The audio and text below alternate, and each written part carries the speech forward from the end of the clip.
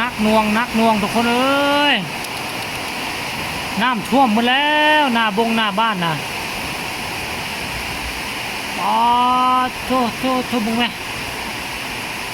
ตกมานี่เป็นชั่วโมงแล้วก็ไฟฟ้าก็ดับแล้วเดี๋ยวนี้ไฟฟ้าดับตั้งแต่ฝนเริ่มตกเหมือนบ่ฟ้าเริ่มมาแม่สิออกไปก้านกบก้านเขียดก็ออกไปบ่ได้น้ำท่วมทางเลยเห็นบ่เนี่ยเห็นบ่ทุกคนอันไฟนี่ไฟโซลาเซลล์ได้นี่ไหนโซลาเซลล์เนี่ยบ่เลื่อมโอ้อันตรายคุณน่ะโอ้โหพี่น้องฟังลาวฟังไทยเตรียมใจเอาไว้เด้อในนี่คันตกแบบสีมดขึ้นเนี่ยน้ำท่วมแน่นอนเฮือนซานบ้านช่องของแต่ละคนเด้อโย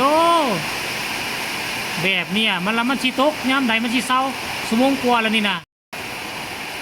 สมงกลัวพุ่นมึงฟ้าเลื่อมพุ่นน่ะสิออกไปนะหาป่าอยู่อันน่ะห้องระบายน้ำหน้าบ้านนี่ก็ไปบ่ได้ป่ามันขึ้นเด้ป่ามันสิขึ้นมาซุดอยู่บนนั้นแล้วทอหน้าบ้านเขาเนี่ยเป็นม่องที่มันหลุมสุดท้ายมอนระบายน้ำป่ามันก็เวลาฝนตกน้ำฝนก็ไหลลงห้องป่าก็คิดว่าบอนน้ำออกป่าก็ชิลอยมาแล้วมาซุดอยู่ฮั่นบัดนี้เขาไปขุดหลุมไว้แล้วคนเอ้ยแม่คุณน่ะตกมาตกล่าไหนมันเลื่อมห้อมแล้วก็เลื่อมย่านฟ้าเลื่อมนี่แหละบ่กล้าออกไปนอกทุกคนเลยแต่ว่าอยู่ในเฮือนเขานี่มีน่ะกันฟ้าผ่าแล้วคุณน่ะยังใครมาเฮือนเขามีโซลาเซลล์4 ดอกเนาะติดด้านเจสุดบางนั่นก็มีนี่ก็มีแล้วก็หั่นไปอีกพุ่นก็มีทุกคนเลยเห็นไหมน้ำเริ่มท่วมมาหน้าบ้านแล้วนะแต่ว่าโชคดีแถวนี้มันห้องระบายน้ำใหญ่เพียงแอวพุ่นน่ะมันจัดสรรเด้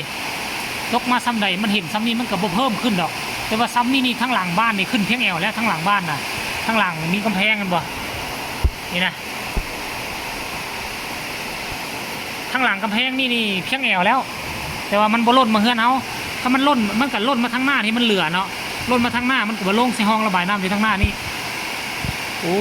ยแม่ใครนะพรลงแล้วสิฮีบไปเอาปลากัน